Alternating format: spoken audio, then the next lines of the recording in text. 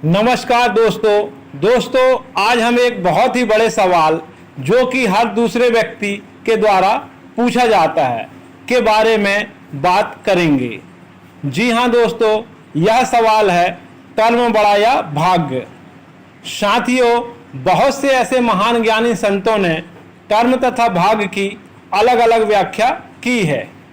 कर्म की व्याख्या करते हुए तुलसीदास जी ने लिखा है, कर्म प्रधान विश्व करी राखा, अर्थात साथियों यह विश्व कर्म प्रधान है। यहाँ पर कर्म का अधिक महत्व है। आइए जानते हैं साथियों, कर्म बड़ा या भाग्य। साथियों, भगवत गीता में श्री कृष्ण ने कर्म की महिमा बताते हुए कहा है कि जो व्यक्ति कर्म करता है वह मुझको बहुत प्रिय है। किंतु साथियों, कुछ संत जनों जैसे कबीरदास जी आदि जो भाग्य में विश्वास रखते हैं, उनका कहना है कि जो भाग्य में है उससे अधिक किसी को नहीं मिलता है। या हम कुछ लोगों को ऐसा कहते सुन सकते हैं कि जो भाग्य में लिखा है उसे हम बदल नहीं सकते, तो फिर कर्म क्या करें। तो आइए जानते हैं साथियों, कर्म बड़ा या भाग्य।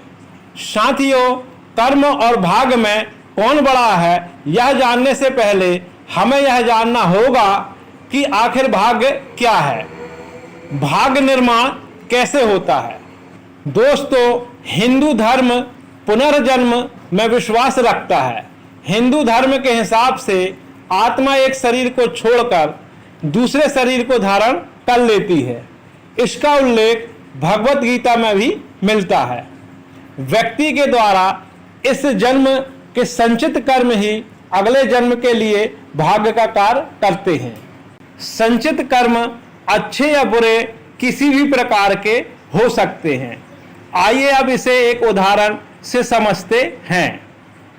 आप इस जन्म में जैसे कार्य करते हैं, अर्थात अच्छे जैसे दान पुण्य, दूसरों की मदद करना आदि, तो यही कर्म जब तक आप जीवित हैं तब तक तो आपकी सहायता करेंगे ही।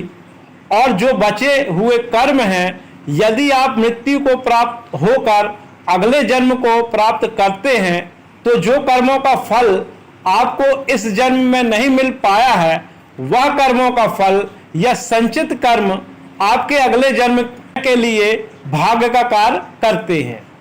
यदि आपके संचित कर्म अच्छे थे तो आपका भाग्य अच्छा है, और यदि आपके संचित कर्म बुरे थे तो आपका भाग्य बुरा होता है।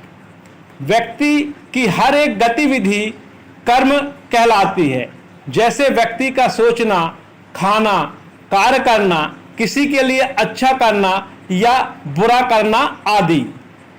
साथियों, भगवत गीता के अनुसार कर्म बड़ा या भाग्य, इसे समझने के लिए सबसे पहले हम आपको एक कहानी सुनाते हैं। साथियों, एक विद्यालय में दो विद्यार्थी अजय व विजय पढ़ाई करते थे।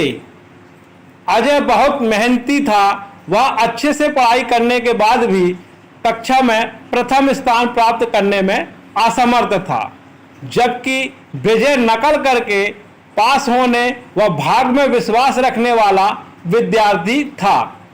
अजय और विजय धीरे धीरे अच्छे दोस्त बन गए।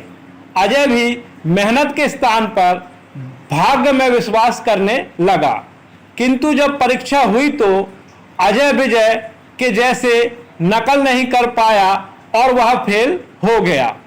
जब उनके अध्यापक को इस बात का पता चला कि अजय फेल हो गया है, तब अध्यापक ने उन्हें समझाया कि क्या तुमने कभी बैंक के लॉकर का इस्तेमाल किया है। बैंक लॉकर दो चाबियों की मदद से खुलता है। एक चाबी उपभोक्ता के पास होती है तथा दूसरी चाबी बैंक के मैनेजर अपने पास रखता है। ठीक इसी प्रकार हमारा जीवन भी दो चाबियों अर्थात भाग्य तथा कर्म की चाबी पर निर्भर होता है, तथा बैंक मैनेजर की भूमिका ईश्वर अर्थात भगवान निभाता है। हमें अपने जीवन में अपने कर्म रूपी चाबी का इस्तेमाल करते रहना चाहिए।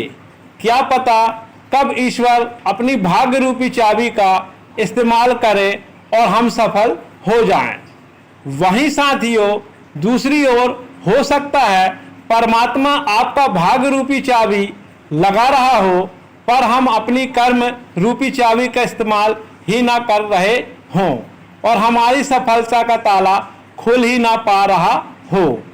साथियों, गीता के अनुसार भाग्य भी कर्म से ही बनता है, जो कि पिछले जन्मों का कर्म अर्थात संचित कर्म होता है।